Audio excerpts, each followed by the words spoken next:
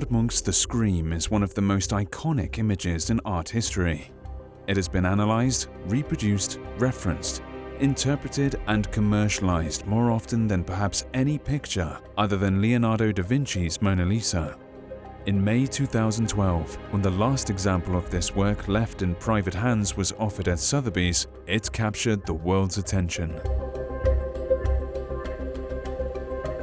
Munch conceived of The Scream as a part of an epic series known as The Frieze of Life, which explored the progression of modern emotional life through themes of love, anxiety, and death.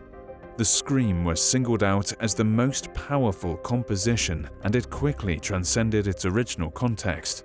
Munch has turned the head of the subject to confront the viewer. The figure has been stripped of every civilizing feature. It is sexually ambiguous, visually amorphous, and almost dehumanized. It began in 1892 as a prose poem in which Munch describes an epiphany he had while in the hills above Oslo.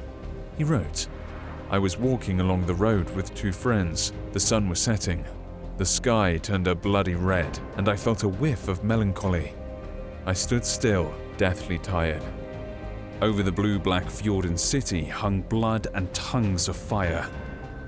My friends walked on. I remained behind, shivering with anxiety. I felt the scream in nature." Edvard Munch.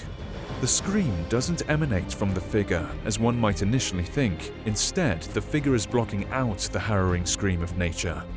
With this, Munch gives expression to an experience, a feeling, thus capturing the definition of expressionism, the movement for which this picture would become an icon.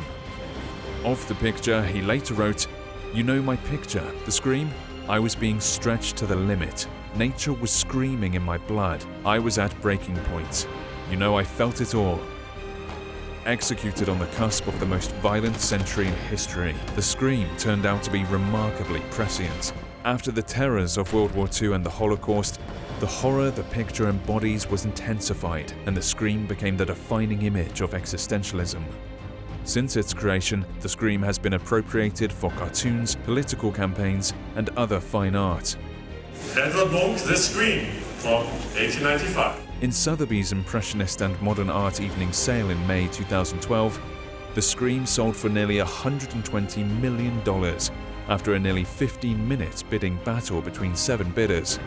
It was the most expensive artwork ever sold at auction at the time of sale. The Scream is the ultimate portrait, the portrait of a human soul.